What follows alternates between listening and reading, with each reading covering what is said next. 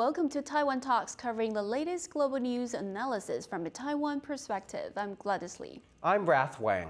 Notorious for its lack of pedestrian right-of-way, Taiwan was recently reported as living hell for pedestrians by CNN.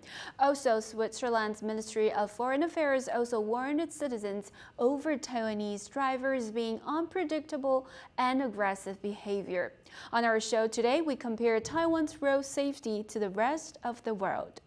Coming up on our show today, Wei Azim Hung, policy analyst at Taipei-based Safe Spaces, a former resident of the Netherlands, shares his pedestrian experience between the two countries. In the Netherlands, vehicles would stop and give pedestrians priority. This resulted in a few funny encounters between me and my Dutch friends and drivers. We then discuss how Taiwan can improve pedestrian safety with the alarming number of pedestrian-to-vehicle deaths each year. As a frequent driver in Taiwan, the U.S. and throughout Europe, Marcin Jerzewski, Taiwan office head of the European Value Center for Security Policy, tells us why driving etiquette matters. I think it is important that drivers recognize the vulnerability of other road users, and especially cyclists and pedestrians. A distinct feature of traffic in Taiwan is definitely the proliferation of scooter traffic. And from a driver's perspective, it sort of changes the way in which road sharing is taking place. Lastly, as traffic safety is both global and urban, we discuss the power of urban diplomacy and what that means for the nation's unique international space.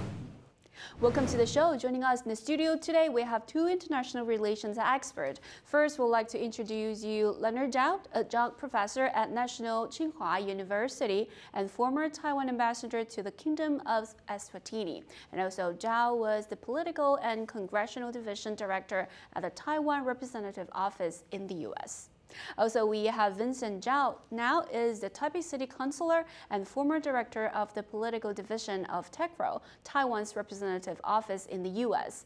Welcome you both back. Thank you. We also hear later from Wei Azim Hung and Marcin Jerzewski as they compare their pedestrian and driving experiences between Taiwan and other Western democracies. Let's now talk about Taiwanese road safety. The country has been criticized for its traffic being unpredictable and uncoordinated. Reports from Japan have described drivers in Taiwan as lacking etiquette, prevalent in that of developed nations. Ambassador, our first question goes to you. Can you talk a bit about what you see in Taiwan's traffic conditions? Well, as far as I'm concerned, I think it's okay. Okay, it's not perfect though. I don't know. I don't want to, comment on this individual, foreigners' comment on the criticism on Taiwan's the pedestrians' safety. Well, that's I don't know what he run into. It may be a personal experience. No. But as far as I'm concerned, I'm a driver myself. Okay, when I used to be a company chairman, I have a car and a driver. I enjoy my driving in Taipei. Okay. I think Taipei's traffic has made a big progress over the past few years. I don't know how would you compare, the Taipei's, the traffic safety to any other certain city. If you compare Taipei in this regard to such cities as Jakarta, Indonesia, or Bangkok, Thailand, or even Beijing, China, I think we're much better off. Okay, even so I think that's my comment. It's okay, not perfect, but I found it interesting, acceptable. How about with Eswatini or Africa? How would you compare that? And you were in Washington for quite some time. Of course, I spent some years, quite a few years in Washington. The traffic, this capital city of the best developed country in the world. In terms of the traffic jam, Eswatini is much better than no traffic jam at all. You can imagine that. Because the lack of cars. That's right. That lack of it.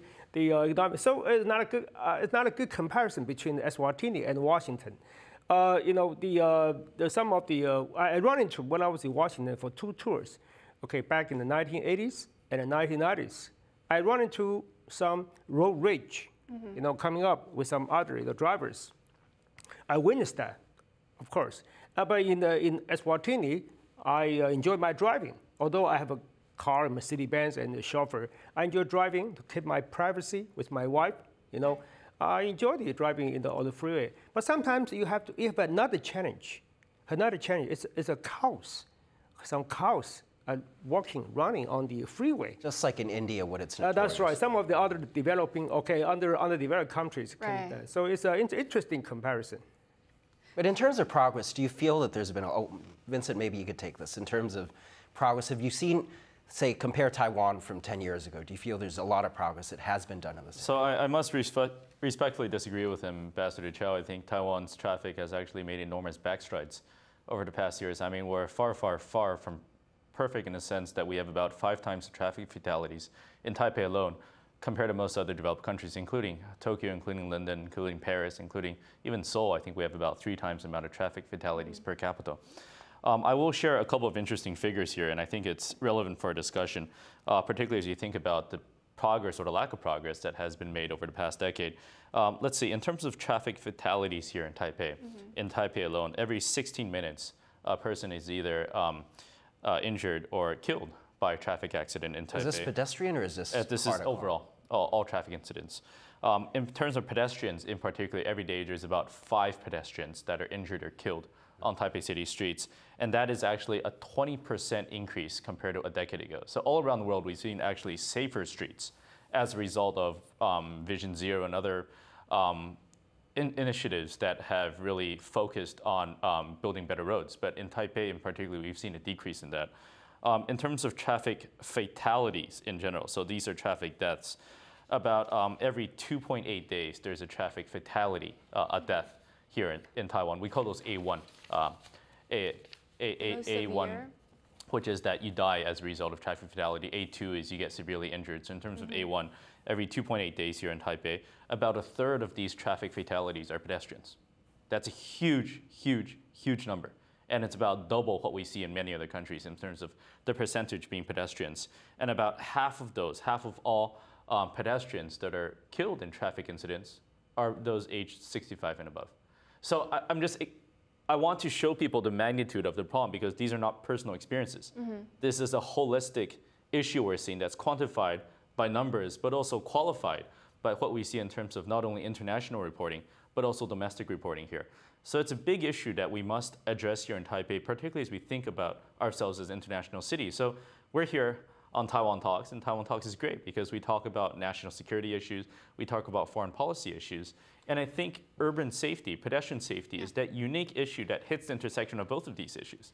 Because security, there's no security other than human security at its heart, but also foreign policy. Because as you see, CNN, Switzerland, Japan, Canada, Australia, many countries have spoken about Taiwan's lack of pedestrian safety. So I think this is a unique issue that bridges all of these concepts. Sure, yeah. If I add up something that I was not complimenting. Okay, the Taiwan traffic. Because it's different scale. Different echo. Okay, right. Because when we talk about the traffic, safety, I think there are 4 requirements involved. Number 1 is education. Number 2, culture, and number 3 is the legislation, and number 4, law enforcement. So these areas you feel Taiwan has to work. Well, it has room for improvement. I would like to, because when I read some of the recent news about the certain pedestrians got killed by some drunk driving, okay, early in the morning, at midnight, I feel my heart was broken, really. And so I think that's something to do with our legislation and law enforcement. So I think that is a long story. But as a whole, in general, I found this is not perfect. I will repeat, it's not perfect. It's room for improvement. But it takes, of course, these tragic things like this happen in other countries as well. And I spent some time in Washington, in the US, New York, traffic in New York. Look at the figure. It's about twice as better as Taiwan, though. Okay, I'm not sure about the exact figure. Okay, but when I was in New York back in 1980, I survived the traffic. I drove, from Washington to Niagara Falls for a vacation, alongside a couple of friends. And then it's a long ride. I say, well, you're long ride, Leonard, you're not a good driver, but you survived the traffic. We spent one overnight day in New York shopping, for my wife shopping, and the Manhattan. Well, that was really tough, very tough. I was so tensed. Okay, I was under tremendous amount of pressure. driving in New York. So I think it happens. It happens. Some bad things happen in the whole world. But it's, we have to take make some further investigation about not only statistic figures, but the cultural background, the law abiding, okay, and some of the pedestrians in Taipei particularly. I'm driving some of the pedestrian analytical, they're low violating pedestrians.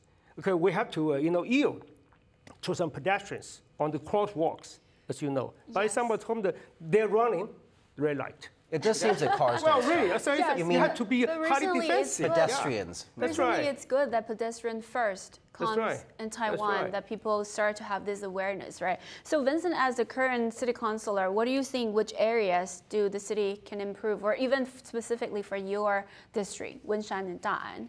So the key issue is actually engineering, in my perspective. There's 3 E's when it comes to traffic safety improvements. It's normally engineering, enforcement, and education. And I mean, believe me, I think we have a long way to go in each of those areas. And as the ambassador pointed out, definitely education and enforcement are parts of it. But right. from a city council perspective and from city government perspective, engineering should be number 1. And so, for example, when we do think about pedestrians, we often figure that there's a lot of hostility, to be honest. There's a hostility between drivers and pedestrians and motorists and drivers, and so forth, so forth. And we've created an environment where everybody's really trying to fight or compete for the right of way. But in reality, I think many of these issues can be solved through engineering. So we have, for example, very, very wide pedestrian crossings. Our pedestrian crossings, in some cases, at its widest point, are 100 meters long in Zhenghai Road.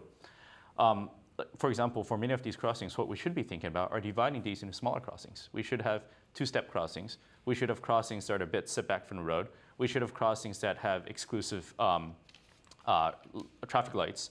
We should have crossings that are much more suitable for old people.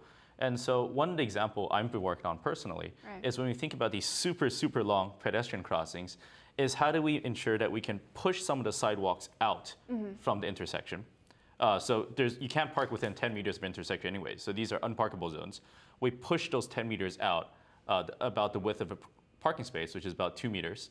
That decreases the distance by 4 meters. Okay. If it's possible, we increase in pedestrian medium in the middle. And so it becomes, from one huge crossing, it becomes 2 smaller crossings. And each of that reduces the risks of conflict and hostility between the 2 sides. So drivers don't think, pedestrians are moving so slowly. And sometimes they can't, they have no choice. It's just that wide. Yeah. But at the same time, pedestrians aren't always anticipating a potential crash from drivers because of lack of visibility. So they're not walking slowly. They're running the red light. Well, that's a different story. But I will say this.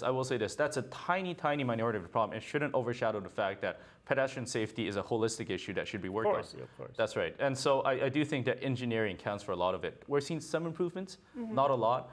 We've seen some improvements in major streets and major thoroughfares, but not a lot in where people congregate. For example, night markets, for example, markets, for example, MRT stations, and so forth. So all of these areas are places we should be thinking about how to improve. Right, that will be a huge reform from what you just said, right? Did you do any research on that? Will there be any specific areas that could be at the first trial, in your opinion? Absolutely. So we've done a lot of research. We've worked with a lot of traffic advocates organizations here in Taiwan. There's been a growing number. The new traffic commissioner in Taipei City, I think, is very invested in this issue, even though he comes from a different political party. But that doesn't change the fact that there's a lot of momentum right now on this issue. And unfortunately, some of that momentum has come from a series of high-profile traffic accidents. We've had cases in Taipei City itself, in Siling, where there was a mother with 2 children that got hit by a car. They were crossing a valid green light, hit by a car. Unfortunately, there were fatalities and other injuries involved. And some of these incidents have pushed this into the national consciousness. So I think our goal is to use some of that momentum to ensure that we can bring about some change in coming months and years. What seems to be unique to Taiwan are those green pavements on the street where pedestrians walk, and they're all actually on the same road, where you probably don't see that in the United States or somewhere else. Is the government or Taipei City looking into that? Do you feel that that could go away? So that was initially designed as a temporary measure to sort of bridge people's understandings of no sidewalks. Although it is unique to Taiwan. Exactly. So we have a lot of these lanes that actually don't have any sidewalks at all, even if they're like thoroughly trafficked. And so the idea from the city government, which I think had good intentions in the beginning, was that this would be a bridge. This would get people used to the idea that there's a pedestrian safe zone and that cars should not park there. But the issue, of course, is the lack of enforcement. The issue is that this became part of, it became something here to stay rather than temporary. And we've seen no concrete moves towards creating physical spaces rather than these temporary spaces. So that's something that I think the new Taipei city government is interested in improving. It's certainly something I'm interested in improving. I think in the long run, we need to change these temporary spaces into physical spaces so that pedestrians feel safe in their designated walking Where it zones. becomes an actual sidewalk. Oh, exactly. I mean, even in Yongkang Station. So Yongkang Station is like the most international of all of Taiwan, Taipei's kind of shopping districts. The head of Yongkang's Merchant Association tells me that about 50% prior to the pandemic of their visitors were international. And these international visitors coming here, and a lot of them were pedestrians, but they didn't find sidewalks. They found these temporary green spaces that had legal parking, that had trucks parked there, and then they had to walk in the middle of the road to pass. And so this became really antithesis to what we were trying to do, which is promote Taiwan as a great tourism destination. Not consistency. If we talk about the gravest challenge to the traffic safety is that some of the recent fatal traffic accidents. Are you saying the lack of penalties in drunk driving? Well, Because okay, that yeah, seems to and be on there the is something news to do quite with the much. culture. The culture I mentioned about the culture, the 4 requirement. But culture is long-range issues. It cannot be solved overnight. But culture, people tend to get drunk, drink out of anxiety. They get drunk, and then if you drink, don't drive. I think the logo has been here. But how many people? So for Asians, okay, with due respect, for Asians, for Taiwanese, okay, even some other countries, I think a certain steep penalty, steep like a hefty, I think that's required absolutely for Asian because Or even imprisonment or something. Oh yes, even severe, more severe than imprisonment. I think somewhat because that call for some extraordinary measure for extraordinary times. But Ambassador, do you feel there needs to be, like in the U.S., a designated safe driver? No, the American culture are different from that of Taiwanese. They follow the rule of Well, even the regulations. So it's a long story. I sense some casual racism here, and I'm not very comfortable with that Well, idea.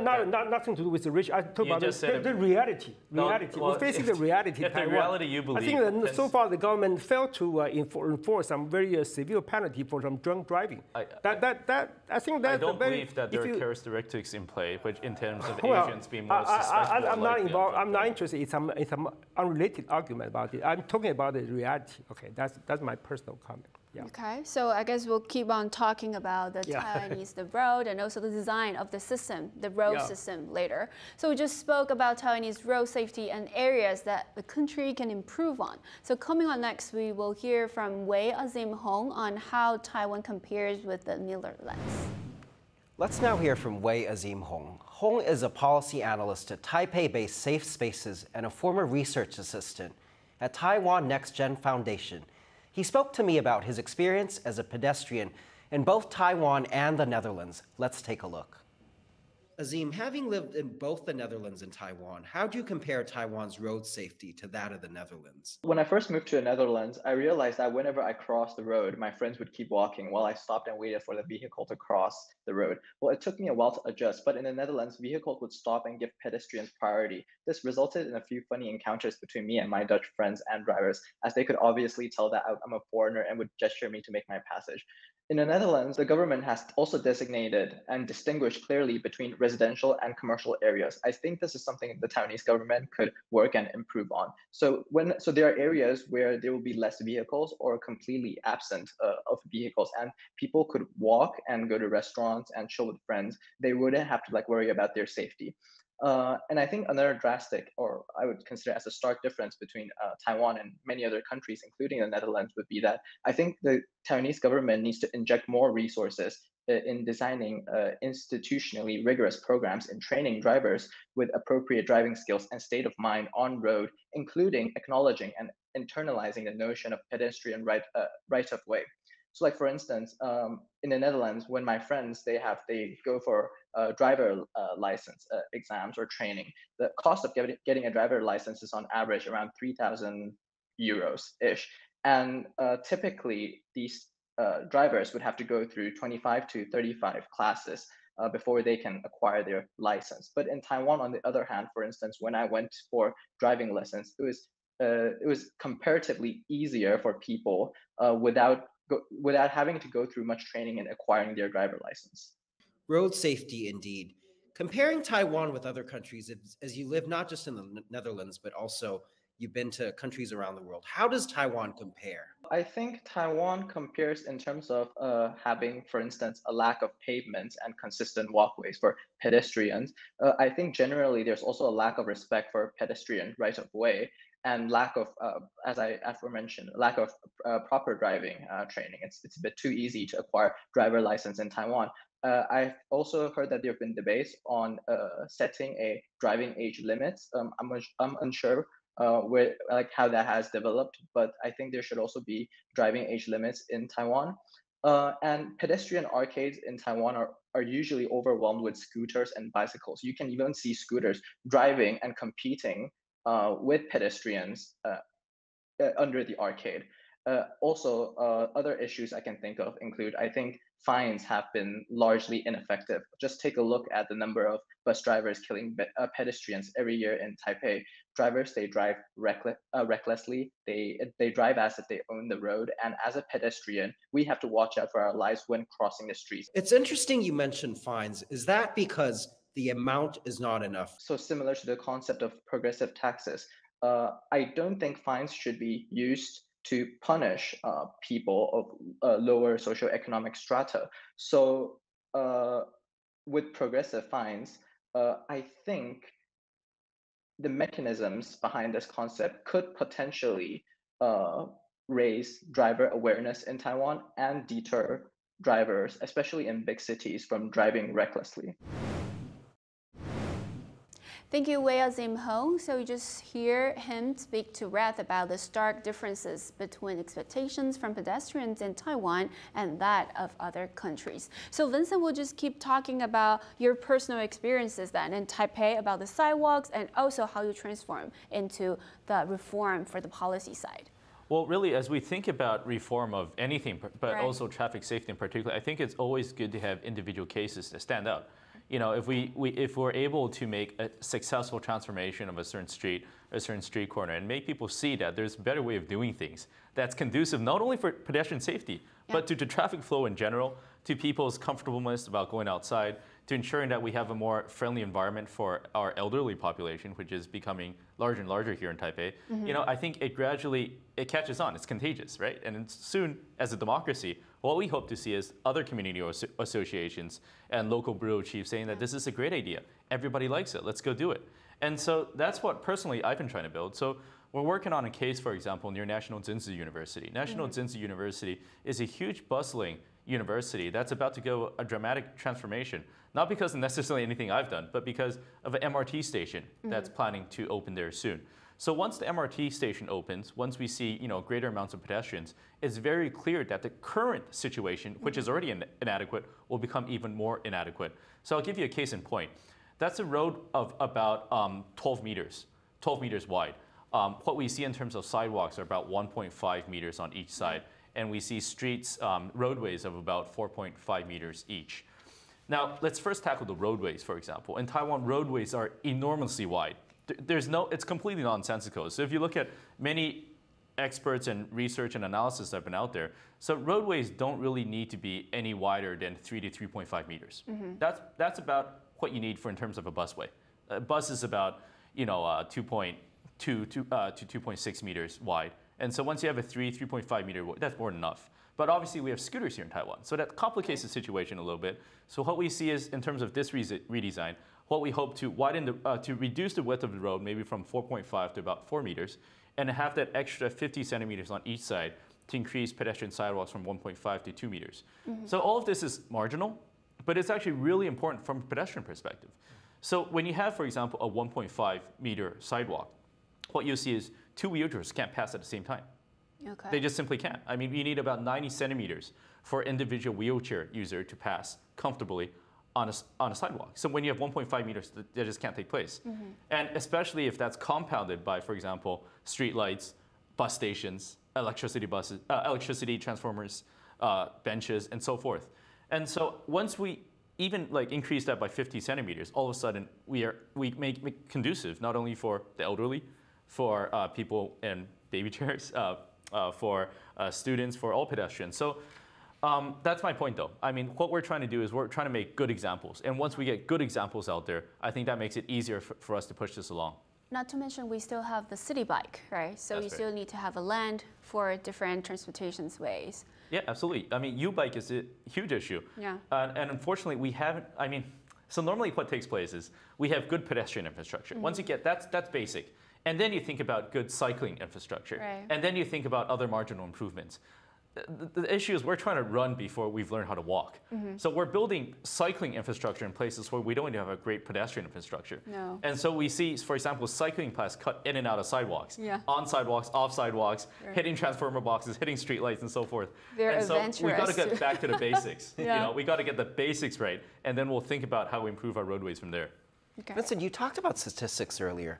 How come it seems that in the South, if you look at, say, Tainan, is where not all, but the majority of accidents are happening? Sure. Is there some kind of correlation between that and the North?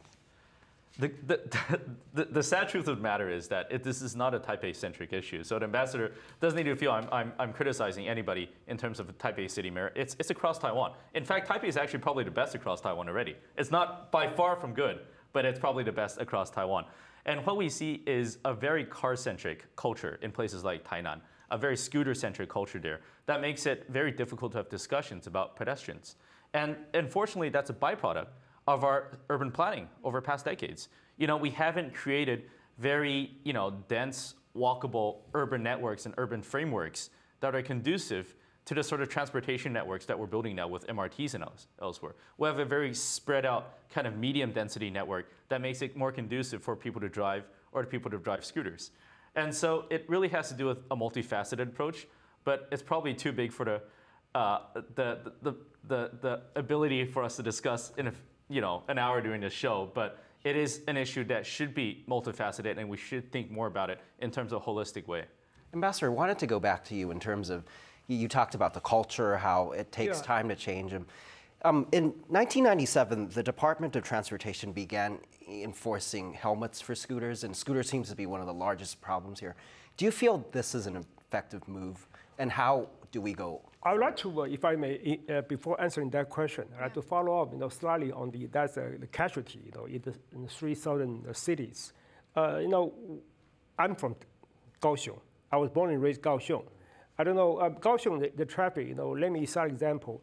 Back in about 20 or 30 some years ago, Kaohsiung's traffic, the so-called the road severity is the worst.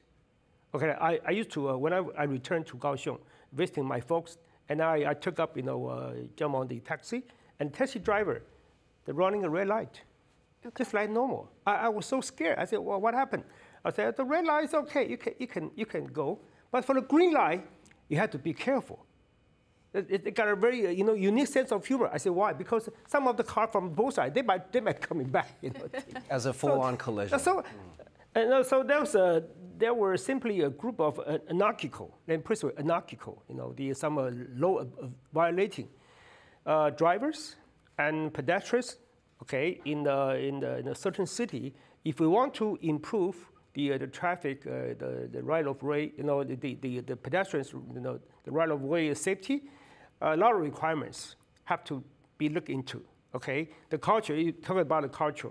Okay, that was a Kaohsiung's, the traffic, the Kaohsiung traffic violence. Well, you've seen it's improving. It's improved. Yeah, recently it's improved a lot. Better. And then back to the question you just asked, the helmet.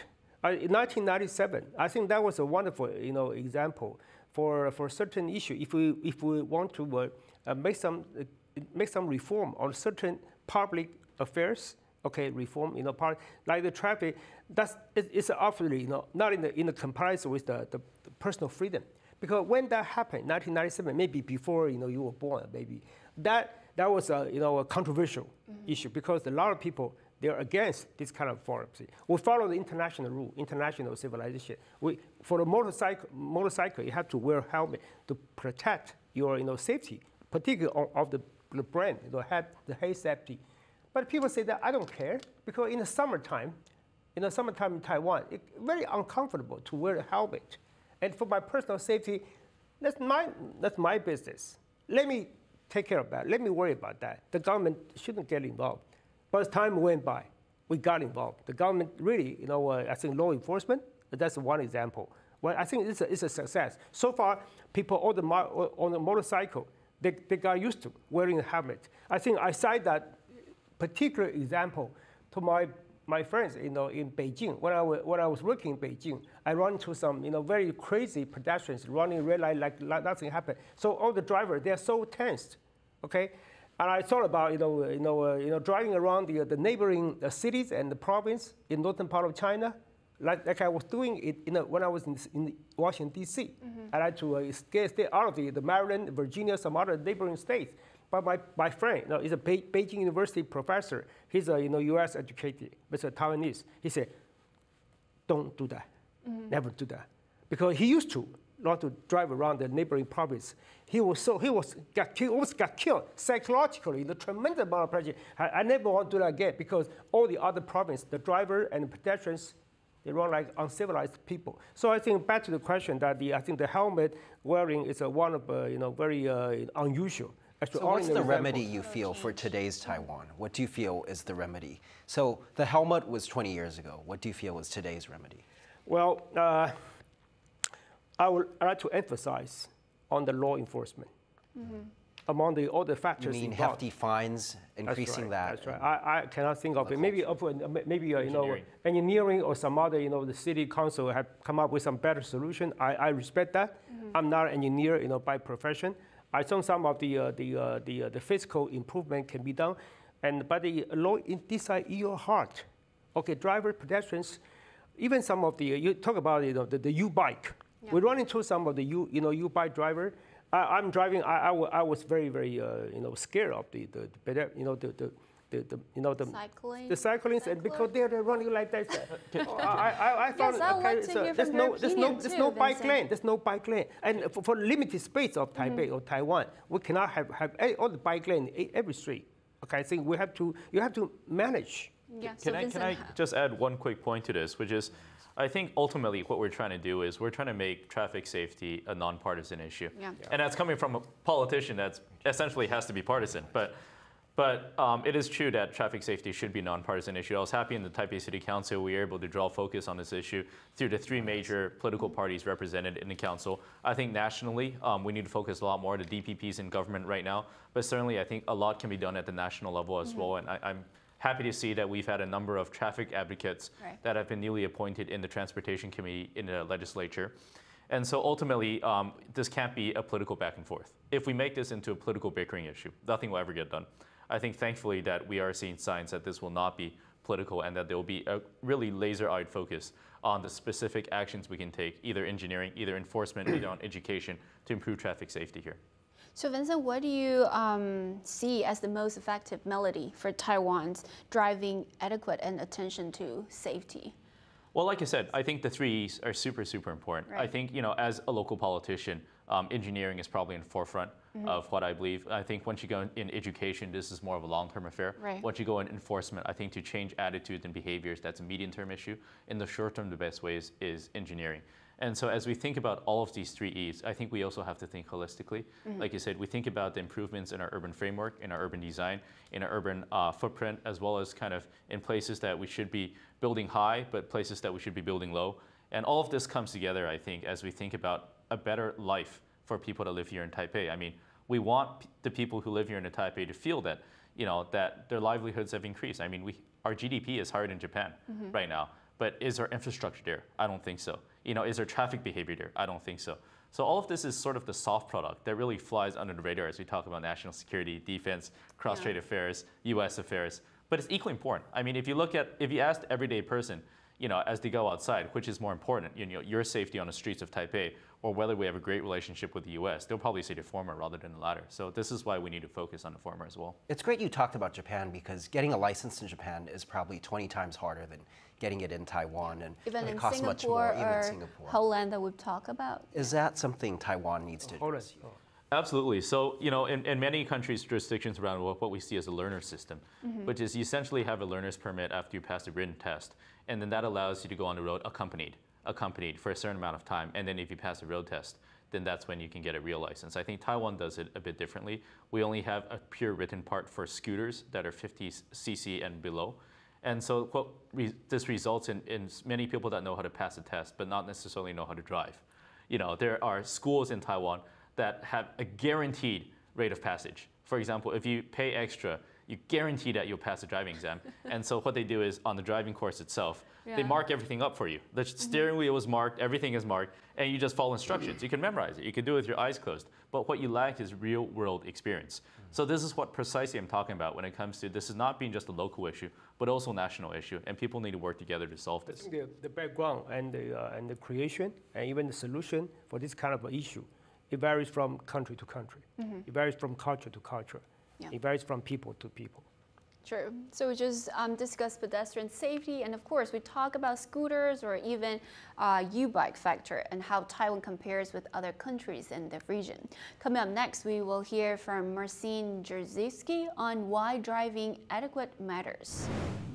Marcin Jerzewski is the Taiwan office head of the European Value Center for Security Policy and was also research fellow at the Taiwan Next Gen Foundation. As a driver commuting daily on the roads of Taiwan, Europe, and the United States, Jerzewski shared with me what he believes is the #1 factor to traffic safety. Let's take a look. Marcin, as a driver in Europe, the US, and also in Taiwan, can you compare the three places? A distinct feature of traffic in Taiwan is definitely the proliferation of scooter traffic.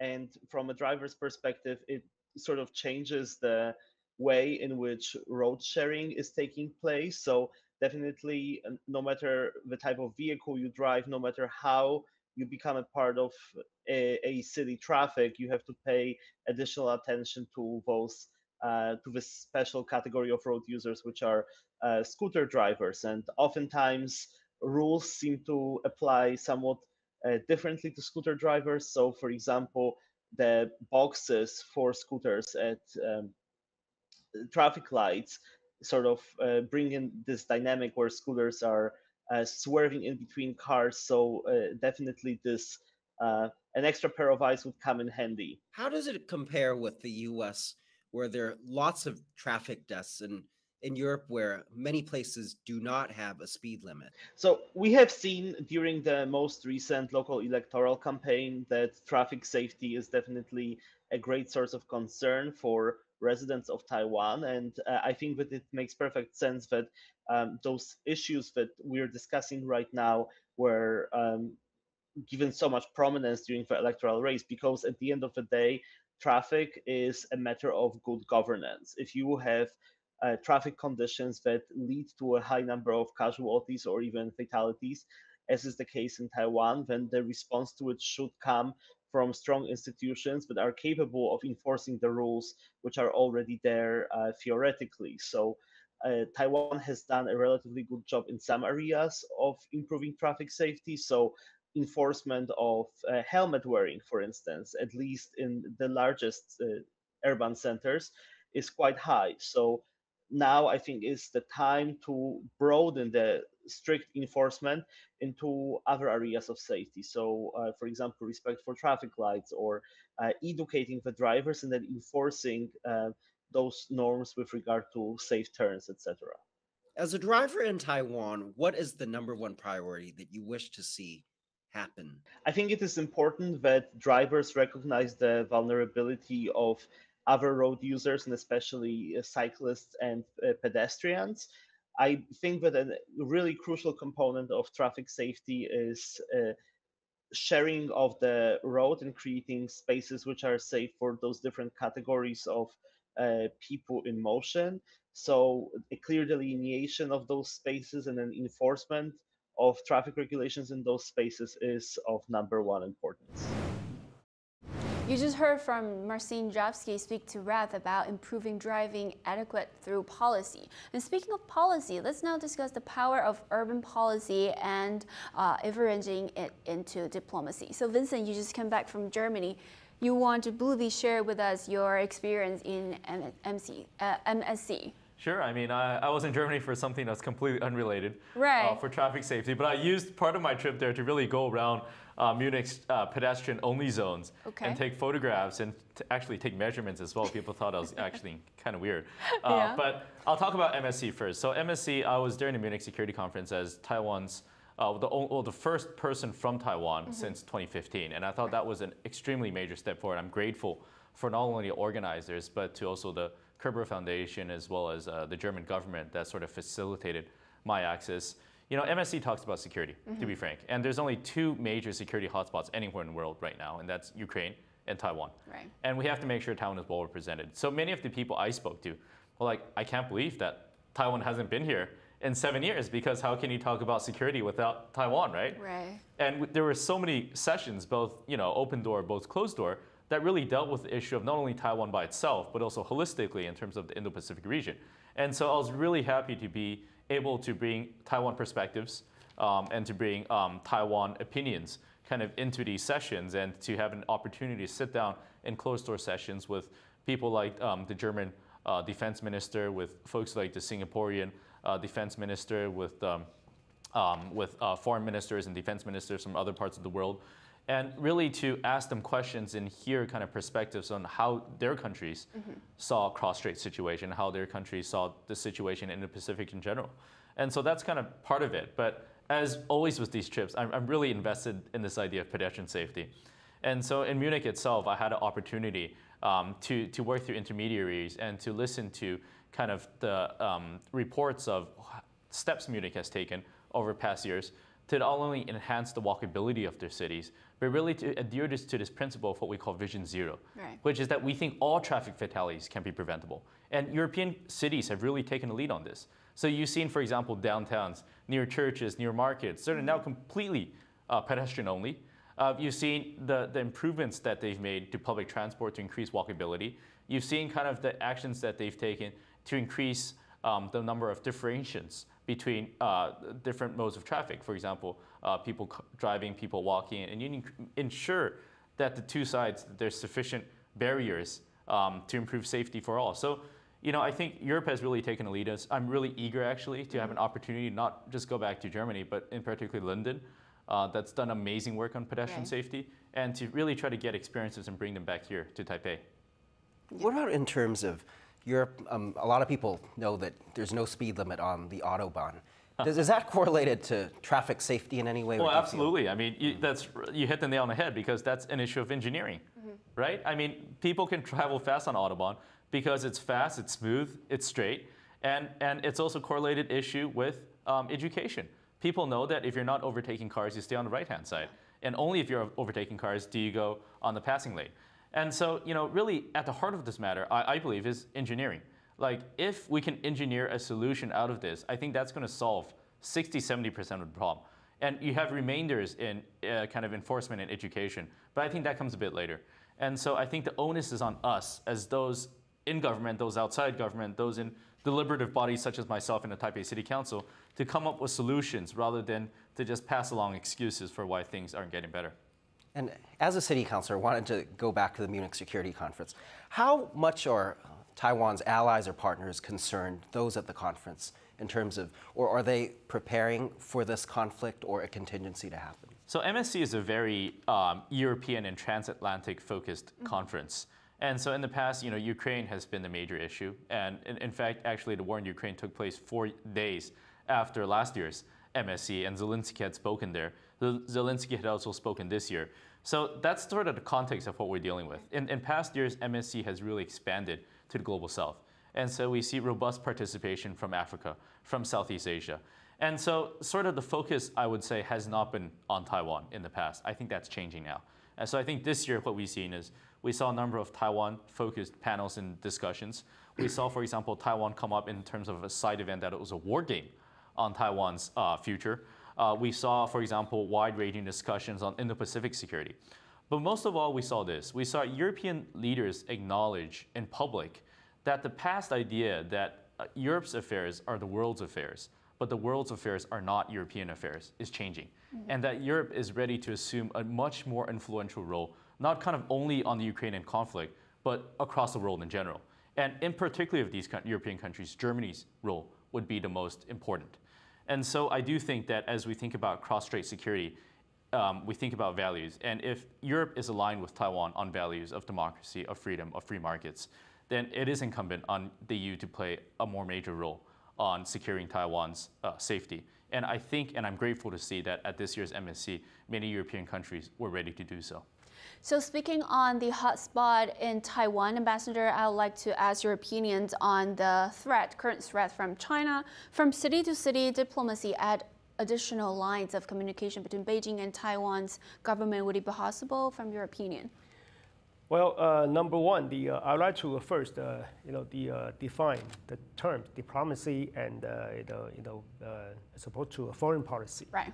Okay, foreign policy, actually, it deals with the process. Foreign policy, the difference between the two terms. Foreign policy deals with the process by which countries pursue their national interests. Okay, in the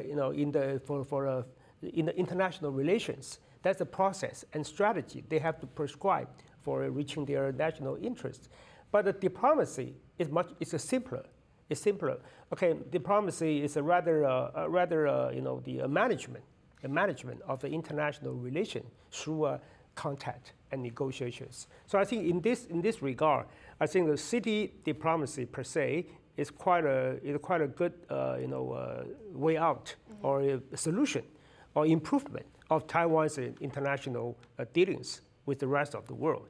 So speaking of the cross-strait, given the lack of contact on the central government level or the communist party level, I think the one good example is that the dual city conference. 论坛, okay, forum between Beijing, Taipei, and Shanghai. I think that's a good example. And I spent some time, and also in the U.S., I witnessed some of the Taipei's, that's maybe over 70 or 80, nearly 80, cities across the world. Taipei has a sister, relationship with that country. So this city-state that can circumvent the restriction of the lack of government-to-government, relation between Taiwan and that country. We just discussed areas Taiwan can work on in improving road safety. Let us know in the YouTube comment section what country or city you believe has the ideal traffic and driving conditions. Also, if you like our shows, please subscribe to the Taiwan Talks YouTube channel at Taiwan Talks 2022. Thank you for staying with us today. Thank you for watching. Stay safe and see you next time.